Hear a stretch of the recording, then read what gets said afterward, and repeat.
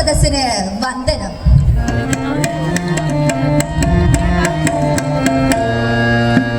ചിലപ്പധികാരം എന്ന മഹാകാവ്യത്തിലെ മധുനിശന്തിയായ കഥ കണ്ണകി. നൂറ്റാണ്ടുകൾക്ക് മുമ്പ് നടന്ന കഥ. ചോലനാട്ടിലെ കാവേരി ഭൂപട്ടണം, മഹാപ്രഭുക്കളുടെ മഹാനഗരം. ആ പട്ടണത്തിലെ വഴിശ്രേഷ്ഠനാണ് കോവലൻ. ആ യുവാവ് മഹാധനികൻ മാത്രമല്ല, ദേവരൂപനാടവൻ കാമകോമളൻ, തീരിറങ്ങി വന്നൊരിത്ര തുല്യനാണവൻ. ഏവരും പുകഴ്ന്നു പാടുമാവണീശ്വരൻ, സർവസദ്ഗുണങ്ങളും തികഞ്ഞ കോവലൻ. സർവ സൗഭാഗ്യങ്ങളും തികഞ്ഞ കോവലന്റെ പ്രിയ പത്നിയാണ് കണ്ണകി. മാതൃകാ ദമ്പതികളായി അവർ ജീവിതോത്സവം ആസ്വദിക്കുകയായിരുന്നു. സുന്ദരിയും സുശീലിയുമായ കണ്ണകിയെ ആണ്ടവൻ കോവിൽ വെച്ച് ആദ്യമായി കണ്ടുമുട്ടിയ ആ അസുലഭ നിമിഷത്തെ അവൻ ഇടയ്ക്കിടെ അവളെ ഓർമ്മിപ്പിക്കും. തിരുനടയിൽ തൊഴുതു നിന്ന തമ്പുരാട്ടി,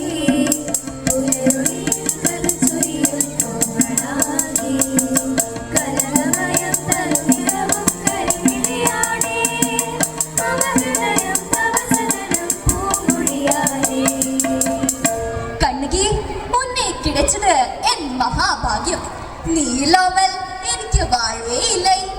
അത് കേൾക്കെ അവളുടെ കവൾ നാണം കൊണ്ട് തുടുത്തുപോകും. ആഹ്ലാദകരമായ ദിനരാത്രങ്ങൾ കൊഴിഞ്ഞുകൊണ്ടേയിരുന്നു. ആയിടെ അമ്മൻ കോവിലിലെ ഉത്സവത്തിന് കൊടിയേറി. തോരണങ്ങളും കമാണങ്ങളും തേരും തേരോട്ടും മുതൽ എല്ലാത്തിനും മുൻപന്തിയിൽ കോവലൻ തന്നെ. തിരക്കുത്ത് ആരംഭിക്കുകയായി.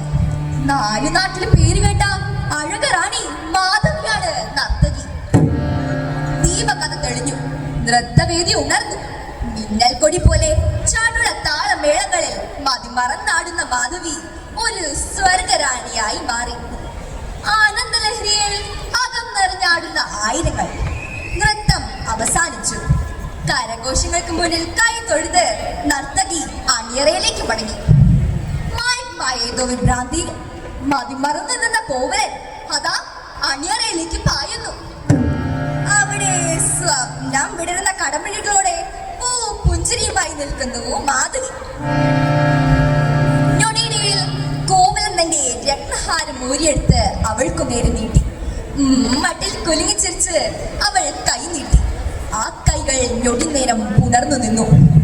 പ്രിയരെ, കോവലന്റെ ജീവിതത്തിലെ വഴിത്തിരിവായിരുന്നു ആ നൃത്തസന്ധ്യ. അന്ന് തൊട്ട് അവൻ ആകെ മാറി. വീട്ടിലെത്തുന്ന തന്നെ വല്ലപ്പോഴുമായിരുന്നു. അവനെ കണ്ണകി കാണുന്നത് തന്നെ ചതുർത്ഥിയാണിന്ന്.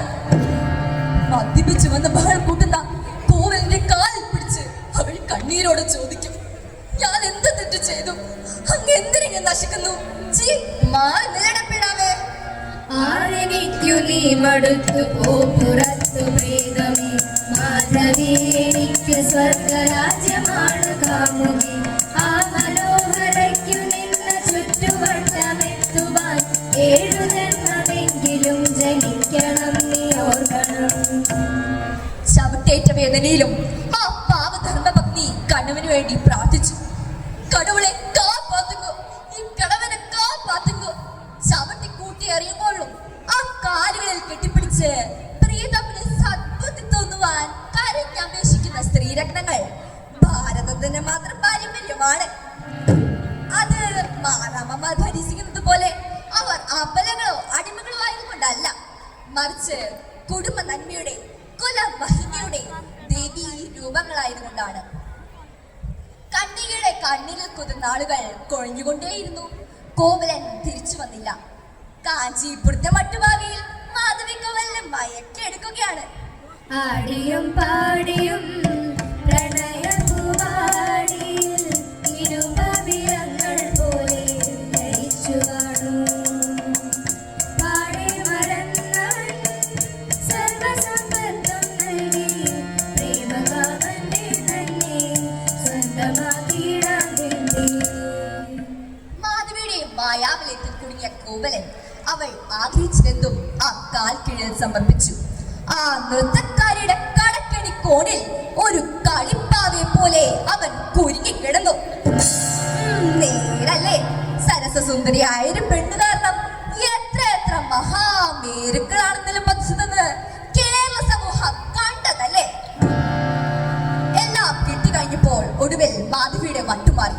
അവൾ കോവലന്റെ മുഖത്ത് നോക്കി അട്ടഹസിച്ചു.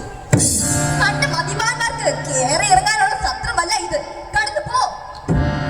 മാധവി, ഇത് നീ തന്നെയോ? അതെ, ആള് മാറിയിട്ടില്ല. എന്തേ വിളിച്ചു നോക്കുന്നേ? കടക്ക് പുറത്ത്. കാക്കാശിന് കൊള്ളാത്തവൻ.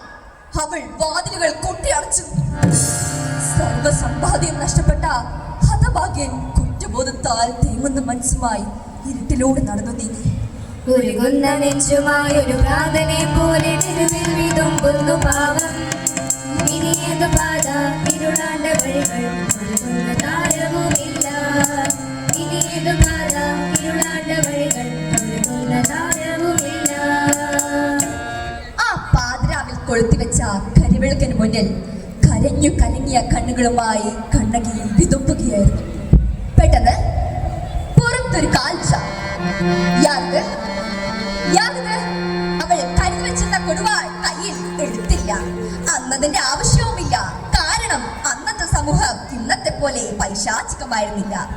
ഇന്നാണെങ്കിലോ 90 കഴിഞ്ഞ വൃദ്ധകൾക്ക് പോലും രക്ഷയില്ല. യാർദ് കണ്ണകി ജനൽ പഴുതിലൂടെ നോക്കുമ്പോൾ കടവുളെ കോവലൻ. അവൾ വാതിൽ തുറന്നോടിച്ചെന്ന് ആ കാൽ തൊട്ട് വന്നിച്ചു. വാങ്ങ്, ഉള്ള വാങ്ങ്. കണ്ണകി, കാരുണ്യമറിയിക്കാത്ത മഹാപാപിയാണ് ഞാൻ. എനിക്ക് മാപ്പ് തരൂ. അങ്ങനെ പറയരുത്. തെറ്റുപറ്റുക മനുഷ്യ സഹജമല്ലേ. എനിക്ക് അങ്ങേ തിരിച്ചു കിട്ടിയല്ലോ, അത് മാത്രം മതി. ആ കുലധർമ്മ പത്നിയുടെ സ്നേഹത്തിന്റെ ശീതള ചായയിൽ കോവലന്റെ നെഞ്ചിലെ തീയണഞ്ഞു. കണ്ണകി, ജീവിക്കാൻ ഇനി നമുക്ക് എന്താണ് മാർഗം? വഴിയുണ്ട്. അവൾ പെട്ടി തുറന്ന് ആ പട്ടുപൊതി കയ്യിലെടുത്തു. നോക്കൂ, മംഗല്യനാളിലെ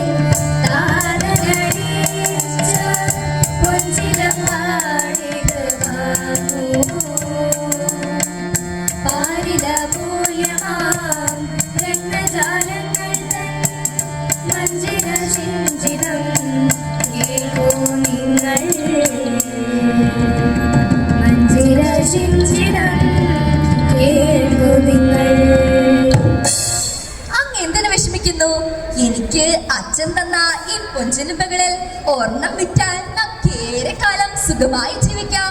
മുടങ്ങിപ്പോയ വാണിഭം വീണ്ടും ആരംഭിക്കുകയും ചെയ്യാം. ആ മഹാസ്നേഹത്തിന്റെ മുന്നിൽ കോവലിന്റെ കണ്ണു നിറഞ്ഞുപോയി. നാരീഷ്കർമ്മം പുരുഷ സൗഭാഗ്യം എന്ന മഹത് വചനം കോവലൻ അനുഭവിച്ചറിയുകയായിരുന്നു. പിറ്റേന്ന് തന്നെ കോവലൻ ചിലുമ്പ് വിൽക്കാൻ മധുരയിലേക്ക് പുറപ്പെട്ടു. പാണ്ഡ്യനാട്ടിലെ പേര് കേട്ട രത്നവ്യാപാരിയായ വീരപ്പനും തട്ടാന്റെ കടയിലെത്തി.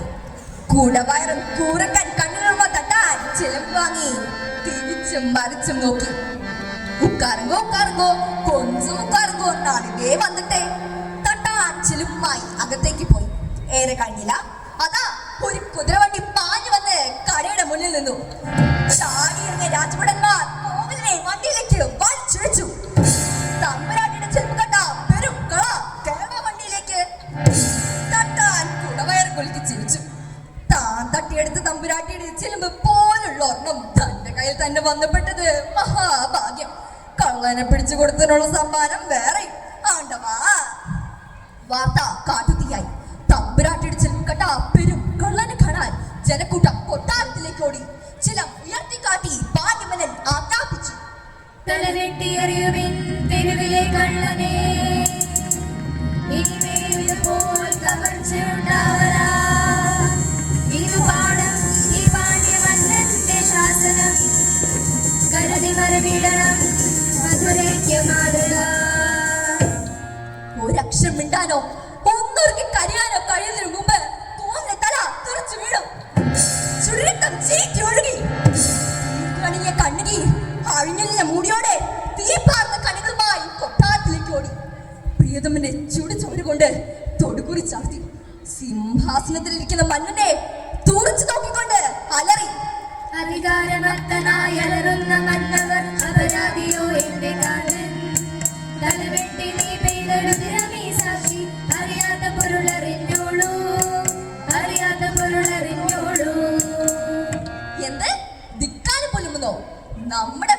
തമ്പുരാട്ടിയുടെ ചിലമ്പ് കിട്ട നിന്റെ ഭർത്താവ് അപരാധിയല്ലെന്നോ? ഹേ മന്നവ, നേരറിയാത്ത നിങ്ങൾക്ക് നേര് ഞാൻ കാട്ടിത്തരാം. നോക്കൂ, നിങ്ങൾ പിടിച്ചു വാങ്ങിയ ചിലമ്പിന്റെ ജോഡിയാണിത്. പറയൂ, തമ്പുരാട്ടിയുടെ ചിലമ്പിനകത്ത് മുത്തോ രത്നമോ? മുത്ത്, മുന്നായി മുത്ത് വെച്ച ചിലമ്പാണിത്. എങ്കിൽ കണ്ടുകൊള്ളൂ, ഈ ചിലമ്പിനകത്ത് രത്നമാണ്, അമൂല്യ രത്നങ്ങൾ. അവൾ ആ ചിലമ്പ് സഭാമണ്ഡപത്തിലേക്ക് വലിച്ചെറിഞ്ഞു. ചിലമ്പ് പൊട്ടി, രത്നങ്ങൾ നാലുപാടും ചിതറി. തമ്പുരാൻ നടുങ്ങി, കാണികൾ കിണറും കൊണ്ടു. ഒരു നിമിഷം പ്രതികാരം ദുർഗയായി കണ്ണകി ഒരു ഭീകരാലോചനയോടെ തന്റെ വലതുമാരുടെ പറിച്ചറിഞ്ഞുകൊണ്ട് അലറി. ഹേ ധർമ്മം പിടിച്ച മന്നവ, നീയും നിന്റെ സർവസ്വവും വെച്ച് ചാമ്പലാകട്ടെ. കണ്ണകി അവിടെ തന്നെ തളർന്നു വീണു. പെട്ടെന്ന് ഒരു കൊടുകാറ്റുണർന്നു. കാറ്റിലുടനീളം അഗ്നിജ്വാലകൾ പടർന്നു. പാണ്ഡ്യമനും കൊട്ടാരവും മധുരാപുരിയും വെന്ത് ചാമ്പലായി. പ്രിയരെ, ധർമ്മം പിടിച്ച ഭരണാധികാരികൾക്ക് അധർമ്മം തന്നെ അന്തകരാകും. ഒന്നുകൂടി, പെണ്ണിന്റെ കണ്ണീർ അഗ്നിയിൽ വെന്ത് ചാമ്പലാകും ഏത് ഭരണകൂടവും. ധർമ്മവും നീതിയുമായിരിക്കട്ടെ നമ്മുടെ ഭരണകൂടങ്ങളുടെ അടിസ്ഥാനം. നന്ദി, നമസ്കാരം.